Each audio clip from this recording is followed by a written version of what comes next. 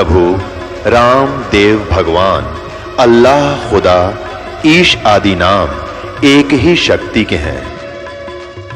वो कैसा है, कहां है, कैसे मिलता है, किसने देखा है? ये प्रश्नवाचक चिन्ह पूर्ण रूप से हटाने के लिए अवश्य सुनिए जगत गुरु तत्वदर्शी संत रामपाल जी महाराज के अमृत वचन, सर्व पवित्र धर्मों के पवित्र शास्त्रों के आधार पर। कई दिन लगातार सत्संग सुना, उसका तो जीवन बदल गया। जिन सिद्धियों को वो प्राप्त करने की चेष्टा कर रहा था वो खत्म हुई, परमात्मा पाने की उमंग उठी, सत साधना शुरू कर दी। अब कुछ दिनों के बाद परमात्मा ने लीला की। संत ने उसे कहा, बेटा अब तू आगे उपदेश दिया करिए, और तुझे आदेश दे दिया मैंने। उधर से परमात्मा घूमने के लिए बहाना करके निकल गए जंगल में, वन में, वापस नहीं आए। खोजबीन की, देखा कोई व्यक्ति किसी हिंसक पशुओं ने खा रखा है, ऐसा स्थिति कर दी। उन चेलों ने सोचा गुरुजी को तो किसी ने खा लिया, उनका अंतिम संस्कार कर दिया, जबकि वो परमात्मा थे, वो तो चले गए थे। अब 10-12 वर्ष के बाद कहीं पर समागम था कोई, जैसे कई प्रकार के संत इकट्ठे हो जाते हैं, जैसे मेला होता है कुंभ का, वहां पर वो कबीर परमेश्वर का अनुयायी भी चला गया। उधर से उसका पहले वाले गुरु का चेला, वो सिद्ध जो सिद्धि प्राप्ति के लिए निकला था, वो भी आ गया। 12 वर्ष के बाद दोनों मिले, गले से मिले, बड़ी खुशी हुई। और फिर दरिया के किनारे बैठे थे, चर्चा चली कि बोलो भाई क्या उपलब्धि हुई 12 वर्ष के बाद। अब जो परमात्मा कबीर से परिचित हो गया था, उसने कहा भी मुझे तो सब कुछ मिल गया। अब वो जो सिद्ध पुरुष सिद्धि ही करने की चेष्टा में था, उसने पूछा कोई सिद्धि बता, क्या प्राप्त हुई तुझे? अब वो कबीर पंथी ने कहा कि भाई सिद्धियां की हमें जरूरत को नहीं, हमें परमात्मा मिल गए। परमात्मा पाना था हमने, इन सिद्धियों से, ये तो खिलौने हैं, बच्चे खेलते हैं इनके साथ। तो वो कहता है, सिद्ध जो उसका गुरु भाई था, सिद्ध पुरुष का चेला, अब भी सिद्धि वाले डले ढो रहा था। उसने कहा तू अच्छा आदमी है, अरे सिद्धि मैं बताऊं मुझे क्या उपलब्धि हुई, अभी दिखाता हूं आपको। दरिया के ऊपर के ऐसे चल पड़ा जैसे थल पर चलते हैं, और परले पार चला गया, वापस फिर आ गया। देखा मैंने ये सिद्धि प्राप्त कर ली। अब उसने माथे बात मारा कबीर पंथी ने बोला 12 वर्ष में तने 2 अन्य की कमाई करी। एक अन्य में जो नौका वाला परली साइड में छोड़ देता है, एक अन्य में उल्टा ले आता है। सारे 12 वर्ष में तने 2 अन्य की कमाई करी। ये टट्टू साधना प्राप्त हुई, क्या उपलब्धि हुई तेरी? इस बात से वो बड़ा प्रभावित हुआ, फिर बैठ गया उसके पास। सचमुच यूं के डले डोए बने, ये तो नौकाले में बैठ के कोई चला जा ढाई अन्य में मजदूरी कर ले, इसका अच्छा किता। फिर उसको सारा ज्ञान जो परमेश्वर से प्राप्त था, अब उस भगत ने नूना बेरा था, वो भगवान थे, वो तो गुरु एक संत मानते थे। वो सारा ज्ञान जो परमात्मा से प्राप्त हुआ था अपने गुरु भाई को सुनाया, बड़ा प्रभावित हुआ। अपने आत्मा जिसने भगवान पाना है वो बकवाद नहीं करा करते, वो तुरंत समर्पित हो जाते हैं।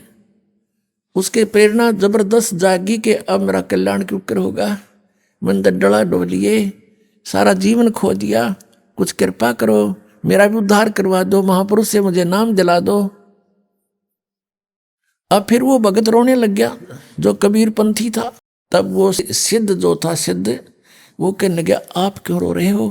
कहने लगा, वो कबीर पंथी कहता मैं इसलिए रो रहा हूं कि आपका कल्याण संभव नहीं। भैया ऐसी क्या बात होगी, मेरा कल्याण संभव क्यों नहीं? अब वो कबीर पंथी कहता है कि भाई बात सुन, तू और मैं एक गुरु के चेले थे, एक गुरु के शिष्य थे, तू सीनियर था मैं जूनियर था, वहाँ सिद्ध के वहाँ कहा ऐसा ही है। तो भाई वो गुरुदेव तो शरीर छोड़ गए मेरे वाले, जिनसे मुझे ये मार्ग मिला। अब तेरा कल्याण नहीं हो सकता। तो उसने कहा भाई देखो गुरुजी, चलो शरीर तो छोड़ गए होंगे, पर किसी को आदेश दे गए होंगे, मुझसे ले लूंगा नाम। तो कबीर पंथी कहता है कि भाई उससे नाम तू ले नहीं सकता, क्योंकि गुरु को परमात्मा तुल्य मानना पड़ता है, और तू उसको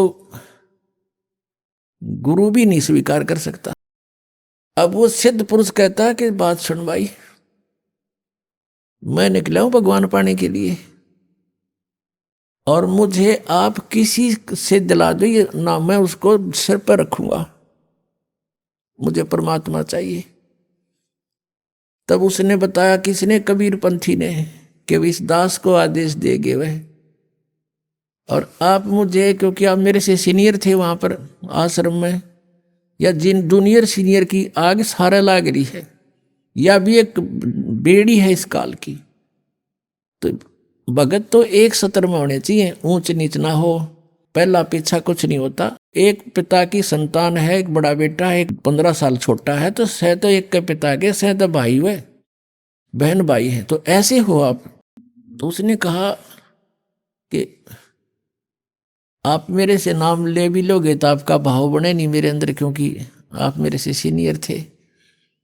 चरण पकड़ दिए, इन्होंने बोला अरे इस तो बढ़िया बात है, और कहाँ होगी, मेरा खुद जो ना गुरु भाई, मेरा गुरु, आज से मैं आपका दास, आप मेरे भगवान, मैंने नाम दो। तो नाम दे दिया, दीक्षा दी, और दोनों का अपना उन्होंने खूब जैसी साधना की, खूब बढ़िया कल्याण मार्ग पर चले। अब क्या बताते हैं परमात्मा, शब्द महल में सिद्ध 24, हंस बिछोड़े बिस्वे 20। अब जिनके पास सिद्धि हो जाती है वो प्रभु पाक जाते हैं, सैकड़ों आदमी प्रशंसक हो जाते हैं, उस महाराज ने यूं कर दिया, उस महाराज ने यूं कर दिया, उसका नाश कर दिया, वहां बैठे ने आग लगा दी, यही से काम कराया करते। अब क्या बताते हैं, शब्द महल में सिद्ध 24, हंस बिछोड़े बिस्वे 20। अब प्रभु पाक गया, लाखों लोग, हजारों लोग प्रशंसक हो गए, वो फिर भगवान बन जाता है। तो वो भगवान बन गया, तो भगवान तो एक कह रहेगा, दूसरा बन ही नहीं सकता, तो परमात्मा दूर हो जाता है। कहते हैं ये सिद्धियां जो आपके अंदर मान बढ़ाई पैदा कर देती हैं, भगवान से दूर कर देती है, हंस को बिछोड़ देती, बिछुड़ जाता भगवान से, दूर चला जाता। शब्द महल में सिद्ध 24, हंस बिछोड़े बिस्वे 20। बिस्वे 20 माने कति पक्कम पक्का, 100% जीव का नाश करती है, भगवान से दूर कर देती है। ये सिद्धियां की जो 14 है। एक सिद्धि सुर देव मिलावे, एक सिद्धि मन वृत्ति बतावे, एक सिद्धि हो पौन स्वरूपी, एक सिद्धि हो वे अनुरूपी, एक सिद्धि निस्वासर जागे, एक सिद्धि सेवक हो आगे, एक सिद्धि सुरगापुर ध्यावे, एक सिद्धि सब घट छावे, एक सिद्धि सब सागर पीवे, एक सिद्धि जो बहुजुग जीवे, एक सिद्धि जो उड़े आकाशा, एक सिद्धि परलोक के बासा, एक सिद्धि कष्ट तन जारा, एक सिद्धि तन हंस निहारा, एक सिद्धि जल डूब न ला जाई, एक सिद्धि जल पैर न लाई, एक सिद्धि बहु चोले धारे, एक सिद्धि नितत विचार, एक सिद्धि पांचों तत् नीरम, एक सिद्धि हो बजर शरीरम,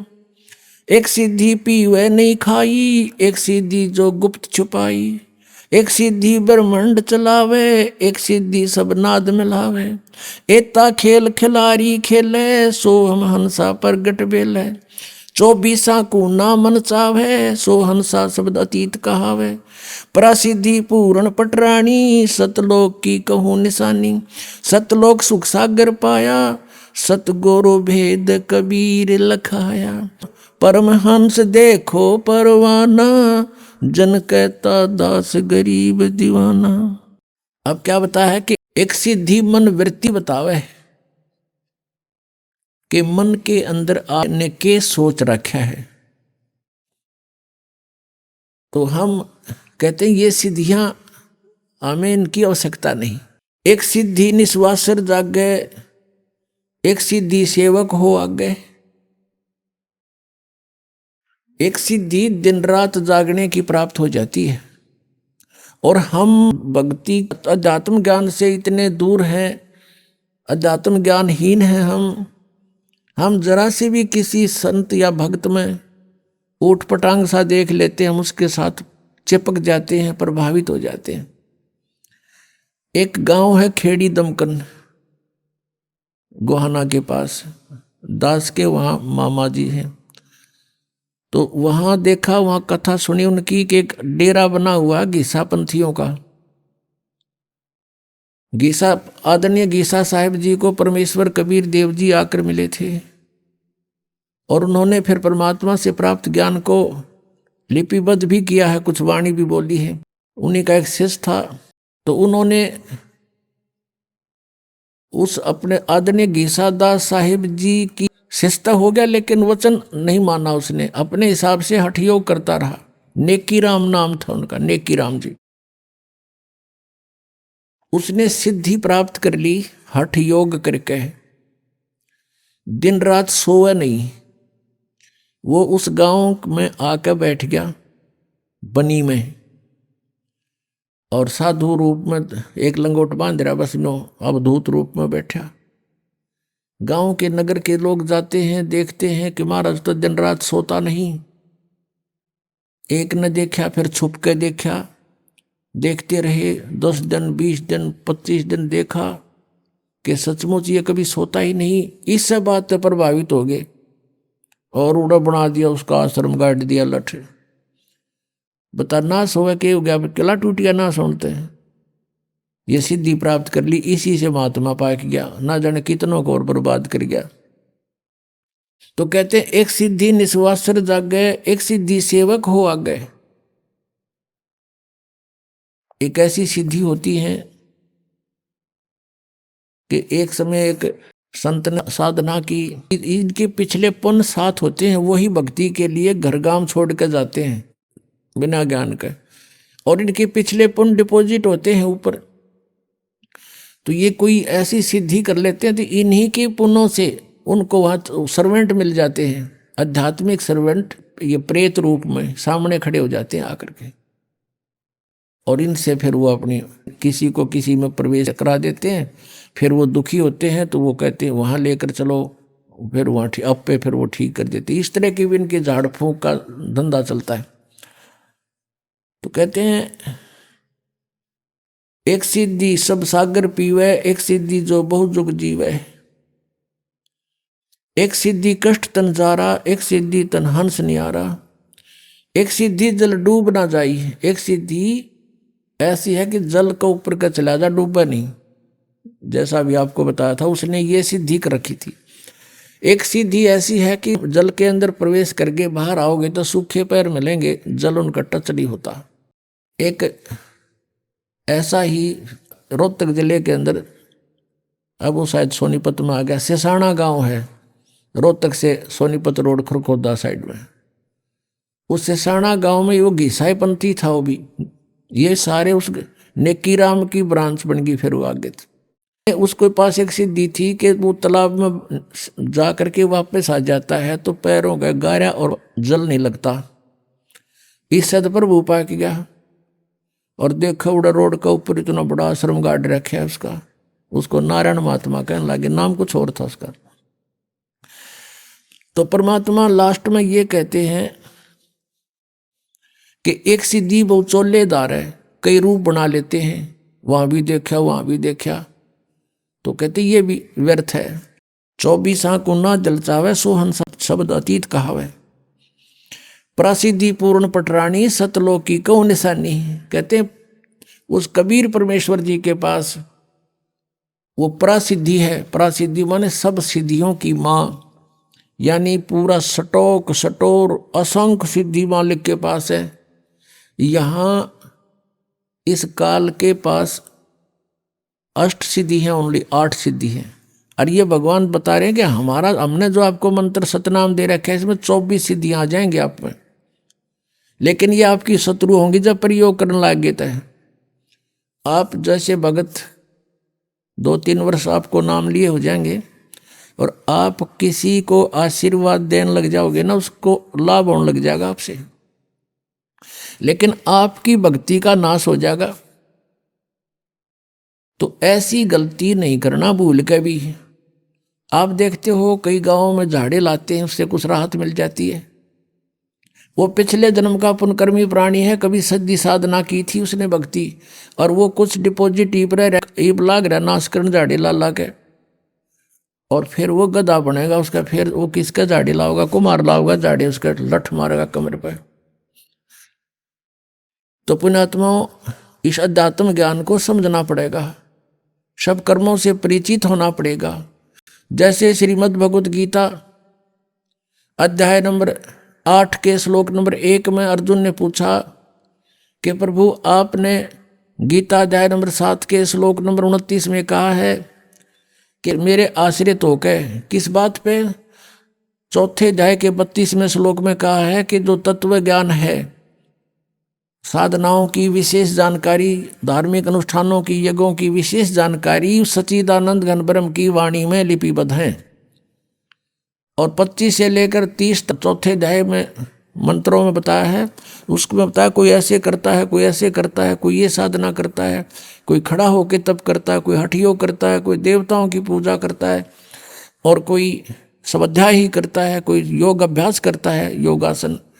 कहते हैं वो अपनी अपनी साधनाओं को पापनाशक जान कर कर रहे हैं, लेकिन इस प्रकार की साधनाओं की विशेष जानकारी सच्चिदानंद घन ब्रह्म की वाणी में, जो परमेश्वर ने स्वयं आकर ज्ञान दिया है, अपने मुख कमल से ब्रह्मणे मुखे, और वो तत्व ज्ञान है उसमें विस्तार से लिखी गई है। चौथे अध्याय के 34वें श्लोक में कहा है कि उस तत्व ज्ञान को तत्वदर्शी संतों के पास जाकर समझ, उनको दंडवत प्रणाम करने से, कपट छोड़कर नम्रता पूर्वक प्रश्न करने से वो तत्वदर्शी संत तुझे उस परमात्म तत्व का ज्ञान कराएंगे, परमात्मा का।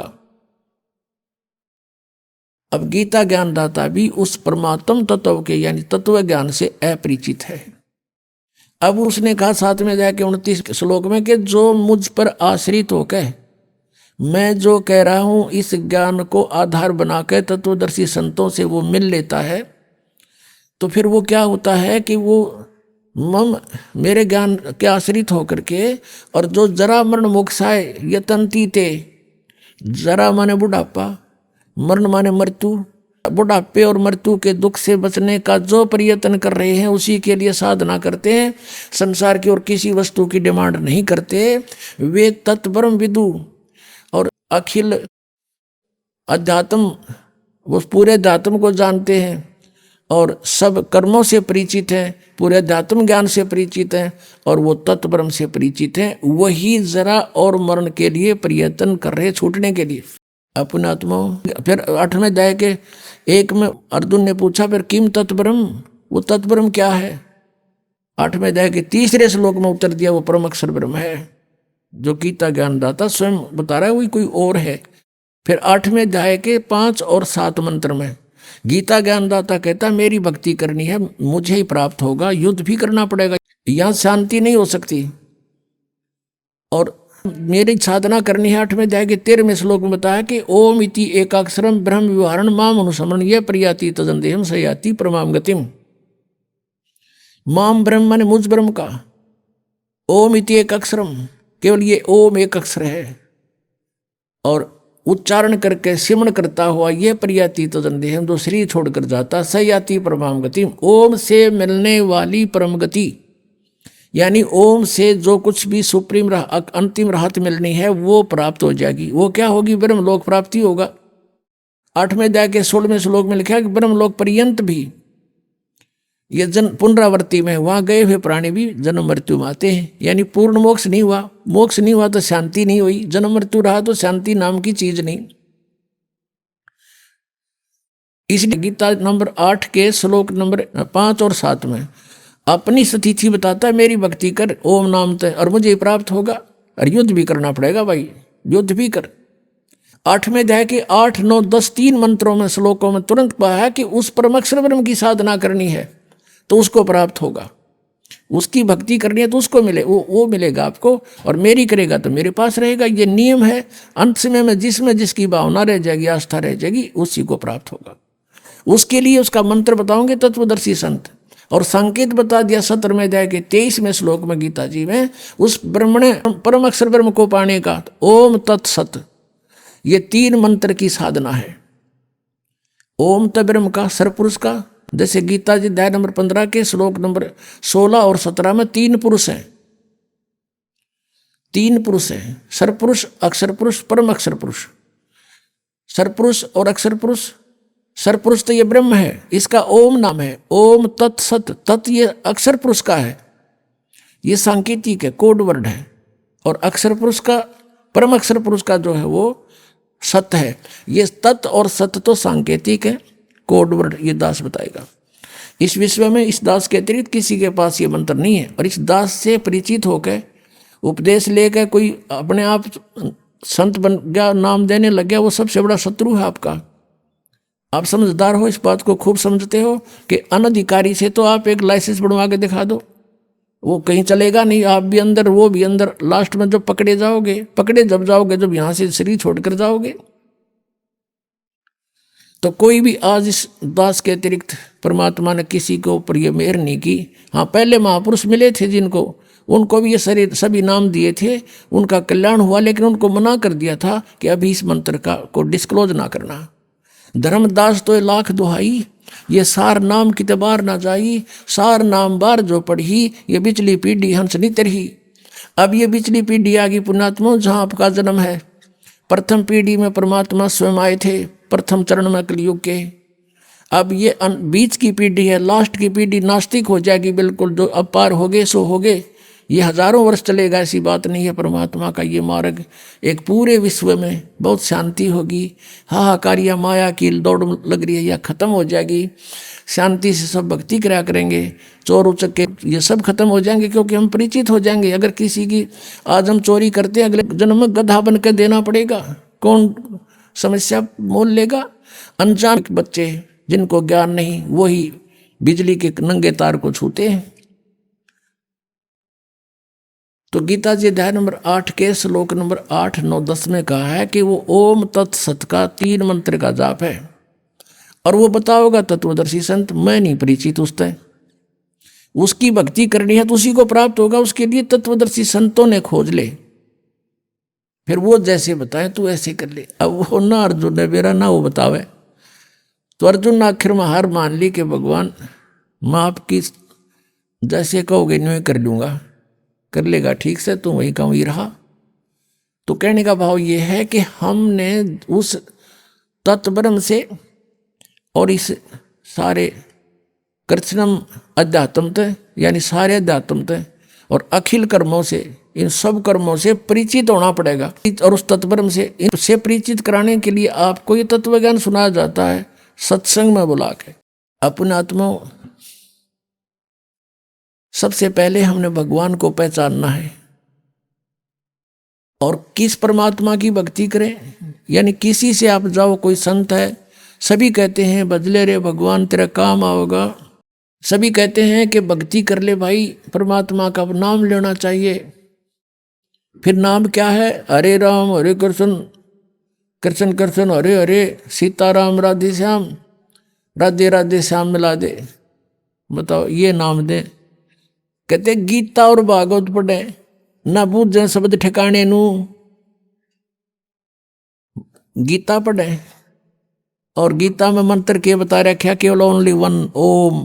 उस परम अक्षर ब्रह्म के पाने का 3 मंत्र का जाप है, उससे वो खुद परिचित नहीं। तो गीता जी अध्याय नंबर 8 के श्लोक नंबर 8, 9, 10 में कहा है कि जब तत्वदर्शी संत तुझे मिल जाए और उनसे वो मंत्र प्राप्त करके फिर उसकी भक्ति करेगा तो उसको प्राप्त होगा, परम अक्षर ब्रह्म को, परम दिव्य पुरुष यानी उस मूल रूपी भगवान जड़ रूपी परमात्मा को प्राप्त हो जाएगा। और उस परमात्मा के जहाँ जाने के बाद लौटकर फिर संसार में कभी प्राणी नहीं आते, गीता ज्ञानदाता अपनी जानकारी दे रहा है गीता जी अध्याय नंबर 4 के श्लोक नंबर 5 और 9 में,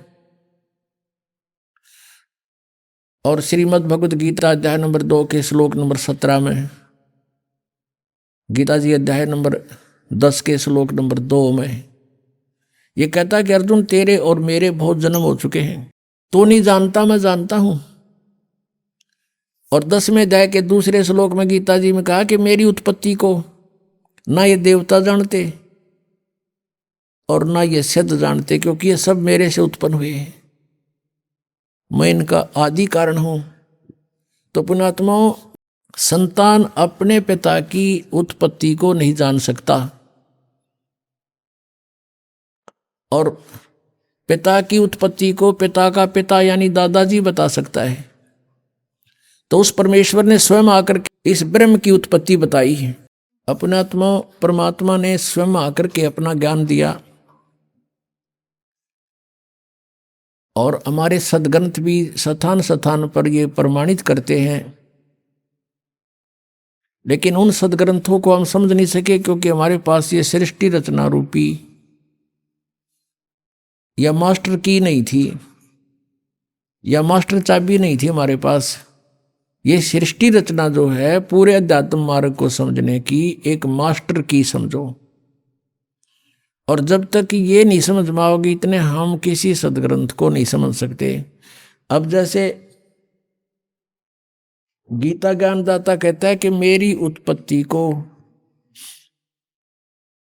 ये ऋषि और ये देवता ब्रह्मा विष्णु महेश ये नहीं जानते क्योंकि ये मुझसे उत्पन्न हुए। 10वें अध्याय के दूसरे श्लोक में गीता जी ने कहा है। तो इसे सिद्ध हो गया कि गीता ज्ञानदाता नासवान है, इसका जन्म मृत्यु होता है, ये ब्रह्म है। श्री कृष्ण जी में प्रवेश करके ब्रह्म बोल रहा है। गीता जी अध्याय नंबर 8 के श्लोक नंबर 13 में ये खुद कहता है कि ओम इति एकाक्षरम ब्रह्म विवहारण माम अनुस्मरण ये परियाति तजंदेहम सयाति परमाम गतिम। और फिर श्री शिव महापुराण गीता प्रेस गोरखपुर से प्रकाशित में ये 26 पृष्ठ पे खुद कहता है अपने आत्माओं इस पूर्ण अध्यात्म ज्ञान से परिचित कराना आपको दास का उद्देश्य है। और यही सदग्रंथ बताते हैं कि जब तक उससे पूर्ण परिचित नहीं होते तो तुम भक्ति पर नहीं लग सकते। गीता जी अध्याय नंबर 2 के श्लोक नंबर 53 में कहा कि अर्जुन जिस समय तेरी बुद्धि भिन्न भिन्न प्रकार के भ्रमित करने वाले वचनों से हटकर एक परमात्म तत्व के उस तत्व ज्ञान के ऊपर आश्रित हो जाएगी यानी दृढ़ हो जाएगा, तब तो तू योग को प्राप्त होगा, तब तो तू भक्ति प्रारंभ करेगा, स्टार्ट होगी तेरी भक्ति। जब दृढ़ भक्त बनेगा तो आपको दृढ़ भक्त बनाने के लिए ये अध्यात्म ज्ञान यो कृष्णम अध्यात्म यानी संपूर्ण अध्यात्म ज्ञान आपके रूप कराया जा रहा है। अब देखिए थोड़ा सा लिंक इससे संबंधित हो गया। श्री शिव पुराण गीता प्रेस गोरखपुर से प्रकाशित, संपादक हनुमान प्रसाद पोदार, इसके 26 पृष्ठ पे दिखाते हैं आपको। एक बार ब्रह्मा जी और विष्णु जी का इस बात पर झगड़ा हो गया, विद्वेश्वर संहिता। वो कहता मैं तेरा बाप, वो कहता मैं तेरा बाप। ये 24 पृष्ठ से शुरू होता है। तो इनके युद्ध को समाप्त करने के लिए इस काल ब्रह्म ने, जो एक अपने वास्तविक रूप में प्रकट नहीं होता, इनके बीच में एक स्तंभ खड़ा कर दिया, पिलर लिंग, इसको बाद में शिवलिंग कहने लग गए। फिर ये युद्ध करके खड़े हो गए। फिर वो खुद आकर प्रकट हो गया शिव रूप में, यानी सदा शिव रूप में। जैसे ब्रह्मा विष्णु को मिला तो शिव रूप में प्रकट हो जाता है, ये ऐसे लीला करता है। अब 25 नंबर पृष्ठ पर आपको दिखाते हैं, यहाँ से थोड़ा सा लिंक है इसका। गीता प्रेस गोरखपुर से है, विद्वेश्वर संहिता। ब्रह्मा और विष्णु ने पूछा प्रभु सृष्टि आदि 5 कर्तों के लक्षण क्या हैं, यह हम दोनों को बताइए। भगवान शिव बोले ये काल प्रकट हो गया ब्रह्म शिव रूप में, इनको धोखा देने के लिए। मेरे कर्तव्यों को समझना अत्यंत गहन है, तथापि मैं कृपा पूर्वक तुम्हें उनके विषय में बता रहा हूं, सुनो। आगे बताते हैं। ये 26 पृष्ठ है। ब्रह्मा और विष्णु को कहता है ये काल ब्रह्म पुत्रों तुम दोनों ने तपस्या करके प्रसन्न हुए मुझ परमेश्वर से, अब परमात्मा कहते हैं ये ज्योत स्वरूपी का निरंजनमय ही करता भाई, ये अपने आप को परमेश्वर कह रहा है यहाँ पर। मुझ परमेश्वर से सृष्टि और सतिथि नामक दो कृत प्राप्त किए हैं, ये दोनों तुम्हें बहुत प्रिय है। इसी प्रकार मेरी विभूति रूप स्वरूप यानी मेरे जैसी शकल के रुद्र और महेश्वर में मैं नहीं है ने दो अन्य उत्तम कृत संहार और तिरोभाव मुझसे प्राप्त किए हैं, परंतु अनुग्रह नामक कृत कोई दूसरा नहीं प्राप्त कर सकता। आगे देखो, ऐसे सिद्ध हो गया कि यहाँ ये पुराण का वक्ता जो है, पुराण जो बोलने वाला है, ये ब्रह्मा विष्णु से और रुद्र और महेश से न्यारा है। ये ब्रह्म है, ये काल है। यहां देखिए ये क्या कहता है, इसी पृष्ठ हम 26 पढ़ रहे हैं, संक्षिप्त शिव पुराण विद्वेश्वर संहिता। ये देखो, मैंने पूर्व काल में अपने स्वरूप भूत मंत्र का उपदेश किया है, जो ओंकार के रूप में प्रसिद्ध है। वह मंगलकारी मंत्र है। सबसे पहले मेरे मुख से ओंकार यानी ओम प्रकट हुआ, जो मेरे रूप का बोध कराने वाला है। ओंकार वाचक है, मैं वाच्य हूं। यह मंत्र मेरा स्वरूप ही है। प्रतिदिन ओंकार का निरंतर स्मरण करने से मेरा ही स्मरण होता है। मेरे उत्तरवर्ती मुख से अकार का, पश्चिम मुख से उकार का, दक्षिण मुख से मकार का और पूर्ववर्ती मुख से बिंदु का तथा मध्यवर्ती मुख से नाद का प्राकट्य हुआ। ये 5 हैं। एक तो पश्चिम वाले मुक्त हैं, एक तो उत्तर वाले मुक्त हैं, एक पश्चिम के वाले मुक्त हैं, 2, 3 और 4 और 5वां बिंदु। ये मध्य तथा उत्तर वाले मुख से बिंदु और ये 5वां ये नाद। तो इस प्रकार ये 5 हो गए, एक उकार, मकार और आकार, आकार, मकार, उकार और मकार और बिंदु और नाद, ये 5 हो गए। इस प्रकार 5 अवयवों से युक्त ओंकार का विस्तार हुआ। इन सभी अवयवों से एकीभूत होकर यह प्रणव ओम नामक एक अक्षर हो गया। और ये मेरा मंत्र है। ये कहता ये मेरा मंत्र है, ओम एक अक्षर। ये ब्रह्मा विष्णु महेश से अलग है। ये काल ब्रह्म बोल रहा है शिव रूप में खड़ा होकर के। इन्होंने ये नीचे लिखा है कि ओम नमः शिवाय, ये 5 अक्षर का मंत्र है। ये गलत लिखा है, मूल संस्कृत में कहीं नहीं है। अब हमने ये देखना कि ये जो ओंकार नाम जिसका ओम मंत्र है, ये ब्रह्म है। ये ब्रह्मा विष्णु महेश से अलग है। ये कृष्ण के अंदर प्रवेश करके श्री कृष्ण में बोल रहा है गीता जी को। ये यहां भी ये कह रहा मेरा एक ओम मंत्र है। अब इससे ये स्पष्ट हो गया कि गीता जी का ज्ञान ये काल बोल रहा है और श्री कृष्ण में प्रवेश होकर बोल रहा है। और ये कह रहा है कि मेरा तो एक ओम अक्षर है। ओम इति एक अक्षरम ब्रह्म विवहारण माम अनुसमरण यह प्रयाति तजन देहम सयाति परमाम गतिम। मुझ ब्रह्म का एक ओम अक्षर है, एक अक्षर है, नथिंग एल्स। तो इस प्रकार जो अन्य साधनाएं बताते हैं इस मंत्र को छोड़ के, कहते हैं गीता और भागवत पढ़े ना बूझे शब्द ठिकाने नु। गीता और भागवत पढ़े, गीता में कहीं लिखा हरे कृष्ण कृष्ण कृष्ण हरे राम लिख रखा कहीं? फिर गीता जी को पढ़ किस लिए रहे हो? और लोक वेद को आधार बनाए हुए अपना जीवन व्यर्थ कर रहे हो। हमने अपने पुण्य सदग्रंथों को पुनः संभालना पड़ेगा। ये गीता जी अध्याय नंबर 16 के श्लोक नंबर 23 और 24 में कति कंसेप्ट क्लियर कर दिया। शास्त्र विधि को त्याग कर जो मनमाना आचरण करते हैं उनको न तो सुख होता है, ना गति होती है और ना उनको कोई सिद्धि यानी प्राप्त होती, क्योंकि सिद्धि हमें सतलोक लेके जाएगी, हमने उसको दुरुपयोग नहीं करना तो उसको कोई सिद्धि नहीं प्राप्त होती है। उसका कार्य जो उद्देश्य लेकर आया है वो सिद्ध नहीं हो पाता। और 24वें श्लोक में कहा इससे तेरे लिए अर्जुन कर्तव्य और अकर्तव्य की व्यवस्था में शास्त्र ही प्रमाण है। किसी की दंत कथा पर मत विश्वास करना। जो सदग्रंथों में लिखा वही मानना। आज पुण्यात्मा जो हमारे सदग्रंथ बता रहे हैं, हमने इस अनुसार साधना करनी पड़ेगी। अब हमारे सदग्रंथ क्या बताते हैं? परमात्मा कहते हैं सबसे पहले हमें कंप्लीट जो संपूर्ण ध्यात्म ज्ञान से परिचित होना पड़ेगा और तत्ब्रह्म से परिचित होना पड़ेगा। वो कौन है, कैसा है और कहाँ रहता है।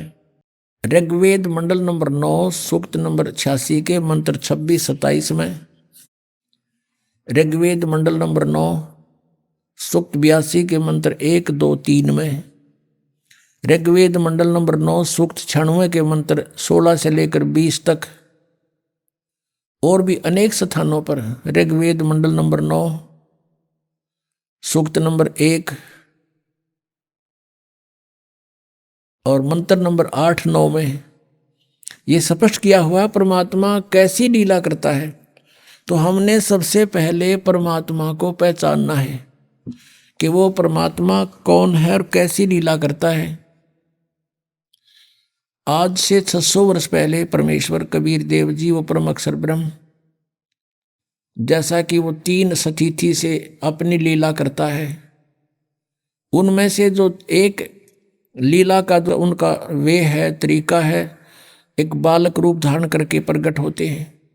सन 1398 संवत 1455 और ज्येष्ठ सुदी पूर्णमासी यानी जेठ उतरते की पूर्णमासी, उस पूर्णमासी को, पूर्णिमा को परमात्मा सतलोक से चलकर गति करके आए और वहां प्रकट हुए। अपने आत्मा साथ के साथ आपको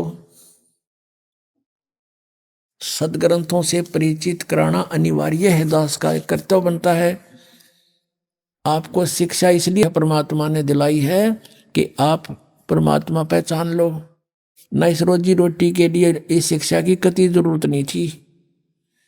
पहले हमारे पूर्वज थे, अपना सिंपल वे से कच्ची झोपड़ी डालकर मकानों में गुजारा करते थे। 20-20, 10-10 पीढ़ी ऐसे पार होगी, निकल गए यहाँ से कब टाइम पास करके। और जब से ये शिक्षा मिली है हमें, इस भौतिक सुख तो गणा दिखा, पर दुख टेंशन बिना गिनती की होगी। अब इसको देना अनिवार्य था। नहीं, पहले परमात्मा ने ये विष आपके ऊपर नहीं आने दिया। अब इसलिए ये शिक्षा आपको इसको बहुत अच्छा मानते हैं, लेकिन अच्छा ये इस दृष्टिकोण से तो अच्छा है कि हम भगवान पहचान लेंगे अब बस, और बाकी डॉक्टर बन गए, इंजीनियर बन गए हैं, और कोई IAS IPS बन गए। ये तो पेट का रोला सारा। इसके लिए इसकी जरूरत हमने नहीं थी। अपना 2 रोटी चाहिए थी आराम से, और सिंपल वे से रहता वो जीव सुखी है। इन कोई भी सुखी नहीं प्राणी, चाहे कितना या बड़ा अफसर हो, अधिकारी हो, चाहे मंत्री हो, चाहे मुख्यमंत्री हो, वो सुख नाम की चीज नहीं उनके पास। क्योंकि हमें पता नहीं, परमात्मा ने हमें बता कि 21 ब्रह्मांड में सुख नाम की चीज नहीं है, कदे भूल लाग रही हो तुम्हारे। लेकिन ये शिक्षा जो मिली है, इसका उद्देश्य ये है कि हम भगवान पहचान लेंगे, अपना पीछा छुटवा लेंगे और वहां चले जाओगे जहां जरा और मरण नहीं होता, वहां वृद्धावस्था नहीं होती, वहां पर मृत्यु नहीं होती। तो फिर हम वही ना रहेंगे, यहाँ क्या करेंगे? यहाँ जो कितना सुखी है आपके पास, बच्चे भी हैं, संतान अच्छी है आपकी, और खूब यहाँ संसारिक भौतिक सुख भी है। कल मृत्यु हो जा, भक्ति बिना अगले दिन गधा बन गया, बता चाट उस ठाठ ने जो छोड़ के चला गया, क्या काम आया आपके? तो परमात्मा कहते हैं हम जब मृत्यु तो होगी होगी, ये परिवार भी आपके साथ नहीं जाएगा। ठीक है, इसमें रहते हुए बच्चों को भी इस मार्ग पर लगाओ, इसी सीढ़ी पर चढ़ा दे उनको भी, और आशा करे कि दोबारा यहाँ नहीं आएंगे। हे भगवान, सपने में भी नहीं सोचा फिर जन्म हो मेरा आया, फिर जन्म हो गया, या दुर्गति फिर शुरू है जो ये सफर कर रहे हो आप। ना जाने कब ये पूरा हो जा, कब छोड़ के जाना पड़ जा। ऐसे कैर में हम रह रहे हैं, कति निश्चिंत ठाठ बना रहे हैं, नाचे कूदे भंगड़े पावे ऐसे गंदे लोक में, और नाचन कूदन का, गाने सुने, फिल्म देखे, ये कैसी रुचि बन जाती है आप लोगों की। फिर आपका छींट नहीं लाग रही इस ज्ञान की, आपने समझा नहीं इस परमात्मा क्या कहने आए थे हमारे लिए, तुम कहाँ पड़े हो और निकलो यहाँ से। फिर हमारा छींट नहीं लगी अभी, तो हमारे गहराई से जख्म बनना चाहिए अंदर शरीर में, आत्मा में, कि हम कहाँ रह रहे हैं। नानक साहब जी से पूछा था कि आप यहाँ हमेशा मायूस से रहते हो, तब उन्होंने कहा था, भाई मायूस क्यों ना रहे, ना जाने यहाँ के बिजली पड़ जाए 1 मिनट में, ना जाने काल की कर डारे, किस विध डल जा पासावे, और जिनाते सरते मौत खुड़कती उनानू केड़ा हंसावे। एक विवाह हुआ, विवाह की तैयारी थी, लड़के वाले नाचो कूदन डीजे ला रखे, बहुत मस्ता रखा। अगले दिन बारात जावे थी, 20 किलोमीटर गए थे अपने शहर से, वहां दुर्घटना होगी, दूल्हा भी मर गया और 5 और मर गए। पहले दिन तक डीजे बाजे नाचे थे, अगले दिन समाचार पेपरों में उनकी रोते हुए बिलखते हुए की चित्र देख के आत्मा रो रही थी कि भगवान हे परमात्मा बड़ी आंख खोल लिया आपने हमारी। कहते ना जाने काल की कर डारे, किस विध ढल जा पासावे, और जिनाते सरते मौत खुड़कती उन्होंने केड़ा हंसावे। 1 सेकंड का भरोसा नहीं के बिजली गिर जा और यहाँ नाचे कूद फंड करे, तो बिना ज्ञान के नशे में आदमी ऐसी गलती कर सकता है। कबीर ये माया अटपटी सब गट आन अड़ी, और किस किस ने समझाऊं या कुएं भांग पड़ी। तो अब ये भांग को उतारने का एंटीबायोटिक कैप्सूल, ये प्रवचन और ये ज्ञान, ये मंत्र रूपी औषधि आपको कानों के माध्यम से प्रवेश की जा रही है। तो इससे जब पता चलेगा, अध्यात्म ज्ञान से परिचित होंगे, तब हम सफल होंगे। अब हमने ये देखना है कि वो परमात्मा जिसकी हम खोज कर रहे थे और जिसकी लीला हम कहाँ मानते थे, वेदों में, गीता जी में और पुराणों में, तो अब वही सदग्रंथ हम खुद पढ़ रहे हैं। अब हम खुद पढ़ रहे हैं और पढ़ कर अपने निर्णय कर रहे हैं, क्योंकि हमारे पास वो मास्टर की है, तो जिससे हम सब सदग्रंथों को समझ सकते हैं। वो हमारे पास कुंजी है, वो सृष्टि रचना जो परमात्मा ने स्वयं आकर बताई थी 600 वर्ष पहले, कि ऐसे ऐसे आप वहाँ रहा करते थे सतलोक में, वहाँ आपने गलती की थी, काल ने तप किया था, तुम उस पर आसक्त हो गए, भगवान से मन हट गया, इसके साथ आगे। और यहाँ फिर इसने तुम्हारे को दुखी इसलिए कर रखा है कि वो परमात्मा दुखी होगा जितना मैं इन न सताऊंगा। हमें जितना ये दुखी कर सकता उतना कर रहा है ये, और क्योंकि हम इसके नहीं हैं, हम अपने कबीर भगवान के बच्चे हैं। अब वो रोता है हमारे लिए, क्योंकि हम उसकी आत्मा है, गलती करके आ जरूर गए, लेकिन उसको भी दुख है। जैसे किसी की बेटी बिगड़ जा, लड़का बिगड़ गया, और नाला लड़के तो ब्याह कर दिया उस लड़की ने, फिर वो उसको तंग कर रहा है माता पिता के ऊपर क्या होकर, फिर वो माता पिता फिर भी रो रहे हैं, मेरी बेटी दुखी हो रही है, वो चैन से नहीं रह सकती। तो वही स्थिति हमारी यहाँ पर है। तो ये इतना दुखी कर रहा है आपको कि हालत कर रखी आपकी, जीना छोड़ रखा है, और हम फिर भी यही सोचते हैं कि ना ऐसा ही जीवन होगा। ये तो नरक भोग रहे हैं, चाहे यहाँ पर प्रधानमंत्री क्यों ना हो, 36 बीमारी पावेंगी, टेंशन 100 की 100, घर में कोई और बीमारी पैदा हो रही होगी, ना जाने क्या घटना घट रही। तो कहने का भाव ये है, हमने इस सारे दातों को समझना और फिर हमने उस भगवान को पहचानना है, और जिस परमात्मा के विषय में ये कहा जाता रहा है कि वेदों में उस भगवान का ज्ञान भरा पड़ा है, उसकी जानकारी है। वो क्या जानकारी वेदों में, देखिएगा, ऋग्वेद मंडल नंबर 9 सूक्त नंबर 1, ये देखिएगा। प्रकाशक हैं सर्वदेशिक आर्य प्रतिनिधि सभा, महर्षि सिद्धांत भवन, रामलीला मैदान, नई दिल्ली से।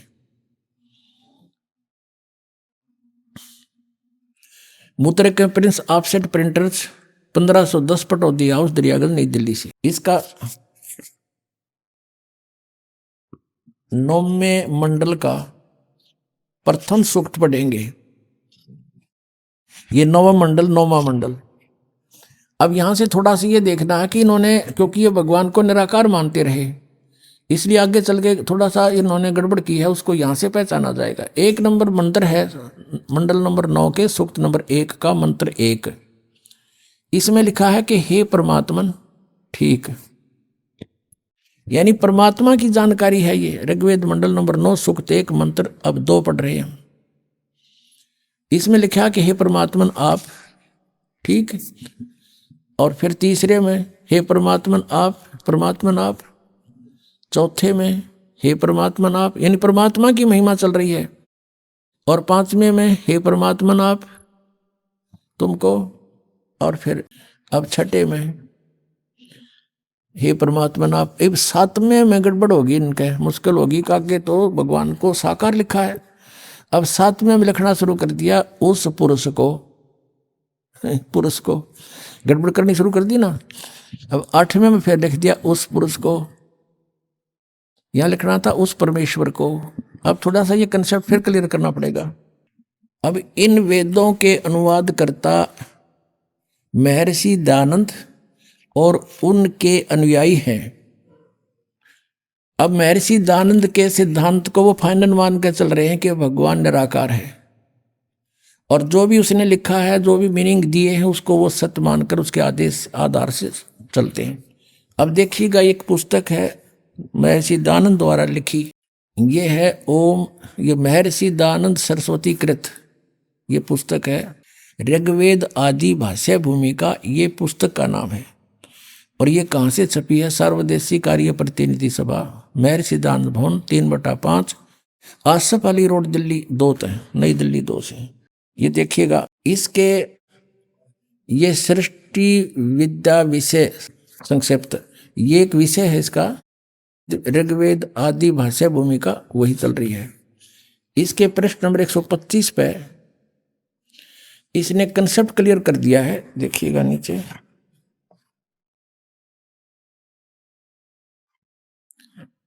ये लिखा है यत पुरुष, और इसका अर्थ लिखा है पुरुष उसको कहते हैं जो सर्वशक्तिमान ईश्वर कहाता है। अंडरस्टूड हो गया? पुरुष माने परमेश्वर, पुरुष उसको कहते हैं, दयानंद की लिखी हुई है, अनुवाद किया हुआ है, जो सर्वशक्तिमान ईश्वर कहाता है, यानी सर्वशक्तिमान। ये भी इसने ना ईश्वर का वेरा था ना परमेश्वर का, फिर भी जो इनके अनुयायियों को ये मानने हैं कि दयानंद ने जो कहा वो सच्ची है, यानी पुरुष माने परमेश्वर। तो अब फिर पढ़ेंगे इसको। अब सिद्ध हो गया कि पुरुष माने परमेश्वर। अब हम यहाँ जहाँ पर इन्होंने गड़बड़ी करने की सोची है, भी इसको इससे क्लियर कर लेंगे कि जहाँ ये पुरुष लिखा है ये परमेश्वर है, भगवान जो सर्वशक्तिमान का आता है वो उसको पुरुष कहते हैं। तो ये देखिए, अब हम वही आगे हैं, ऋग्वेद मंडल नंबर 9 सूक्त नंबर 1 का और मंत्र नंबर 6 तक तो ये परमात्मा लिखे गए। और 7वें में जब लागी लो बात भगवान की साकार की सह शरीर की, वहाँ पुरुष लिखना शुरू कर दिया। क्यों सोचा को व्यक्ति के बारे में बात होगी, पुरुष माने उस परमात्मा को।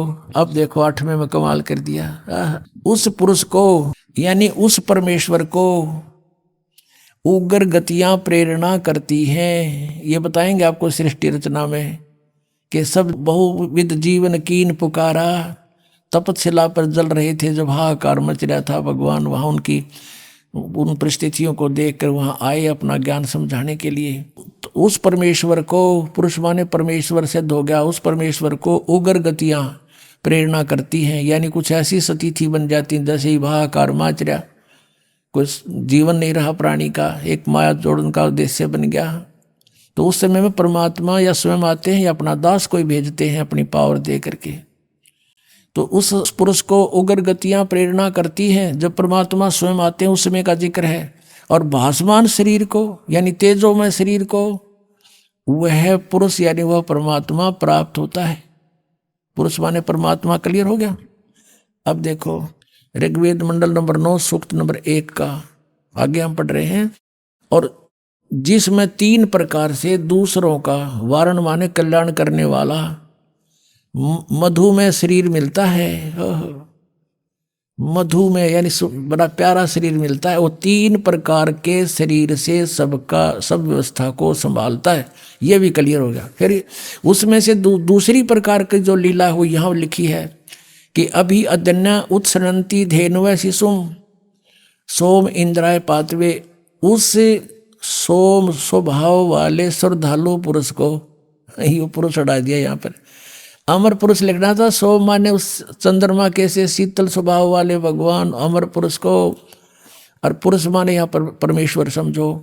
उस सोम स्वभाव वाले परमेश्वर को जो शिशु रूप में, शिशुम, ये शिशुम मूल पाठ में शिशुम लिखा है। शिशुम कुमार अवस्था में ही यानी जब वो बालक रूप में प्रकट होते हैं।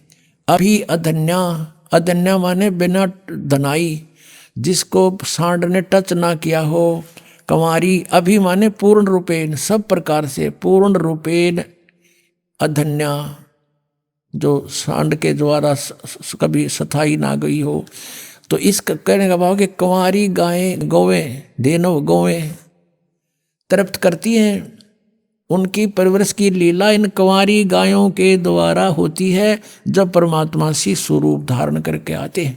ये तो बता दिया वेदों ने, और चारों वेदों में इसका रह रहकर प्रकरण है, बहुत कई प्रसंग है इसके। अब इसमें कंसेप्ट क्लियर है, इसलिए एक ही दिखाते हैं, समय आने पर फिर और दिखाया करेंगे।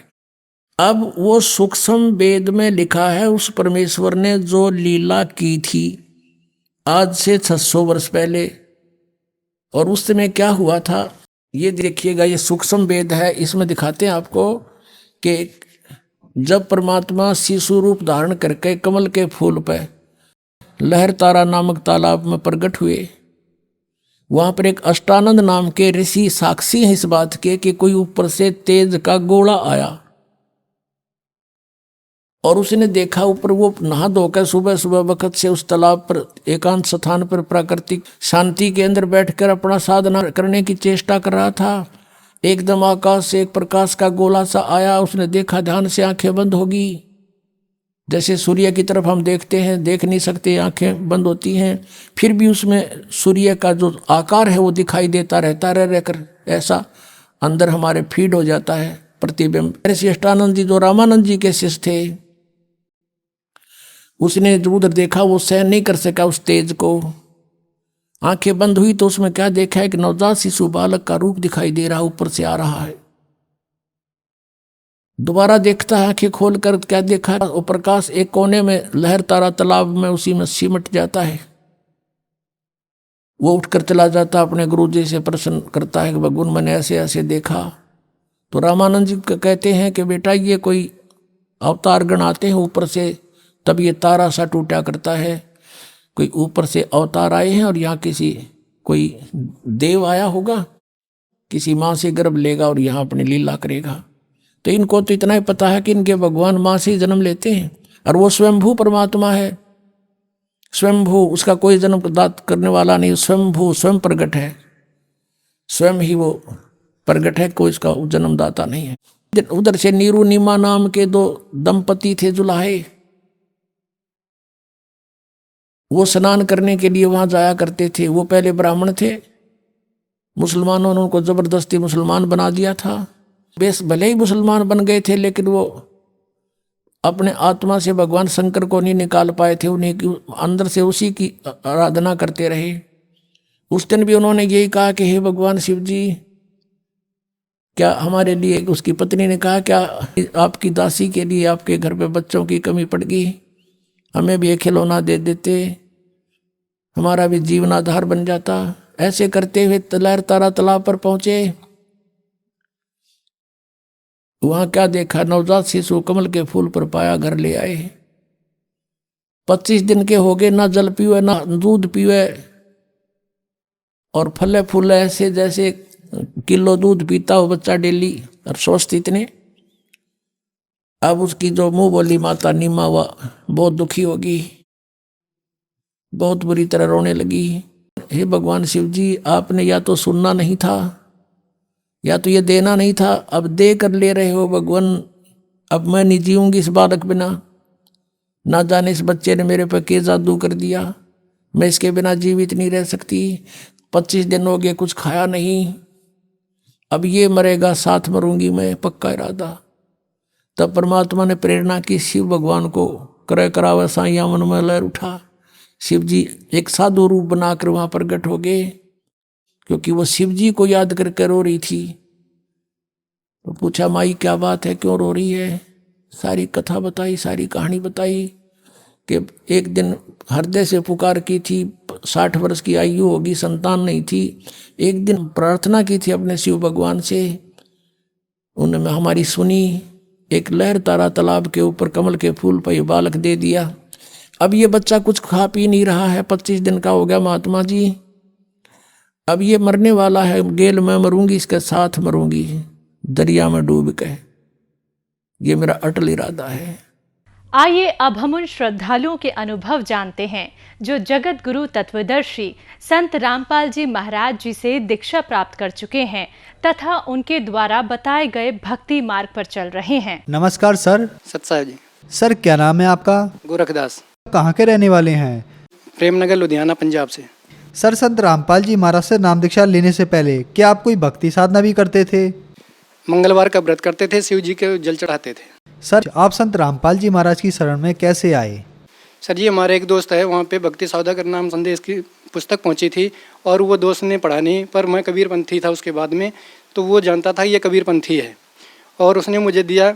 जब उसने भक्ति सौदागर का संदेश पुस्तक दे रहा था तो हमारे हाथ ऐसे ऐसे काँप रहे थे लेने के लिए, पर फिर भी हिम्मत परमात्मा ने कराई और उस पुस्तक को लिया।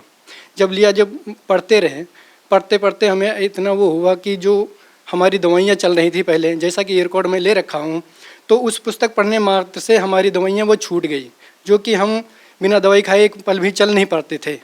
और जब पुस्तक पढ़ना किसी कारण से हमने काम ज़्यादा होने के कारण हम पुस्तक नहीं पढ़ पाए उस दिन से हमें दवाइयाँ फिर खाना शुरू हो गया। उसके बाद फिर पुस्तक में पढ़ना शुरू किया, पर वो बात नहीं हुई। पुस्तक पढ़ते पढ़ते मतलब हमें ये हुआ कि हम कैसे वहाँ पे पहुँचे। फिर रात में परमात्मा से प्रार्थना की, दाता हम तो कभी देखा भी नहीं, बरवाला आश्रम कहाँ पे क्या है, आप ही दया करो। फिर उसी के दूसरे ही दिन सुबह जब हम नाई की दुकान पर अपना बाल कटवाने गए थे, वहाँ पर सतलोक आश्रम बरवाला का ही भगत पहले से सेव करा रहा था, तो वो नाई से चर्चा कर रहा था वो भगत। तो उससे मैंने सुनी सतलोक की कहानी, तो उससे पूछा, भगत जी ये तो सतलोक की आप बात कर रहे हो? तो वो भगत बोला, हाँ जी वहीं का हूँ। तो आप कैसे? मैं कहा मैं तो किताब पढ़ा हूँ। आप कैसे वहाँ से? कहता हम वहाँ जाते रहते। तो फिर उसको बोला मैं कि भाई आप मुझे भी लेके चलना। तो बोला ठीक है, आज के मतलब पूर्णिमा को सत्संग होगा, वो उस पर हम चलेंगे। सर संत रामपाल जी महाराज से नाम दीक्षा लेने के बाद आपको भी कोई लाभ प्राप्त हुए? उसके बाद तो कई लाभ हुए जी। जैसे हमारी दवाइयाँ छूटी, मेरे को पैरालिसिस हो गया था दिमाग में रसोली के कारण। ये उसी दवाइयों के हैं जो हम पहले दवाइयाँ खाया करते थे। ये रिपोर्टें हैं, अल्ट्रासाउंड है। सर पैरालिसिस हुआ था, सिर में गांठ के कारण ऐसा हुआ था, जो कि डॉक्टरों से काफ़ी दिन तक इलाज करवाया, 7-8 इलाज करवाया, पर नहीं फ़ायदा हुआ था। जब संत रामपाल जी महाराज की शरण में गया फिर उसके बाद लाभ हुआ और कई लाभ हुए सर जी। जैसे हमारी आर्थिक स्थिति कमज़ोर हुआ करती, इस समय बंदी छोड़ सदगुरु रामपाल की रजा से हमारे सारे सुख हो रहे हैं, कमाई भी अच्छी हो रही और जो और खर्चे थे दवाइयों के, ये जो खर्चे जाते थे ये भी बिल्कुल सीमित हो गए। कभी बुखार की या किसी और चीज़ की दवाई लेनी पड़ती, बाकी वैसे पर्सनल कोई दवाई नहीं लेनी पड़ती। और पहले गाड़ी चलाया करते थे तो हमारा ध्यान इधर उधर हो जाया करता था, पर अब जब भी गाड़ी चलाते हैं तो बिल्कुल सेम सही चलती, सब कुछ होता है, ना कोई एक्सीडेंट होता है ना कुछ होता है। नहीं पहले कई बार ऐसा हो गए थे। सर क्या आप नशा भी करते थे? पहले करते थे, बीड़ी सिगरेट ये सब करते थे, लेकिन जब से संत रामपाल जी महाराज की शरण में आए सारी बुराइयां त्याग दी, सिर्फ परमात्मा की भक्ति करते हैं। सर आप बता रहे हैं कि संत रामपाल जी महाराज से नाम दीक्षा लेने के बाद आप नशा मुक्त हो गए। यह कैसे संभव हो रहा है कि संत रामपाल जी महाराज से नाम दीक्षा लेने के बाद आप लोग नशा मुक्त हो रहे हैं? बंदी छोड़ सदगुरु रामपाल जी महाराज मंत्र जाप बताते हैं, उस मंत्र जाप करने से ही सारी बुराइयां छूट जाती हैं। तो जो श्रद्धालु आज आपको देख रहे हैं, आप उन्हें क्या संदेश देना चाहेंगे? भक्त समाज को ये संदेश देना चाहता हूँ कि बंदी छोड़ सदगुरु रामपाल जी की शरण में आए और सारी बुराइयों को त्यागे और बंदी छोड़ सदगुरु रामपाल जी महाराज से नाम उपदेश लें। सर संत रामपाल जी महाराज से नाम दीक्षा कैसे ले सकते हैं? के लिए ये है कि भाई जो टेलीविजन चैनल चलता है उस पर पीले रंग की पट्टी आती है, उसमें वो नंबर होते हैं, उन नंबर पे आप फ़ोन करो और उन फ़ोन नंबर से जो भी भगत भाई फ़ोन उठाएंगे वो आपको हर ज़िले का मतलब स्थान बता देंगे कि फला जगह पे यहाँ पे नामदान सेंटर हैं और वहाँ से आप नाम लें। धन्यवाद सर। सत्साहेब जी।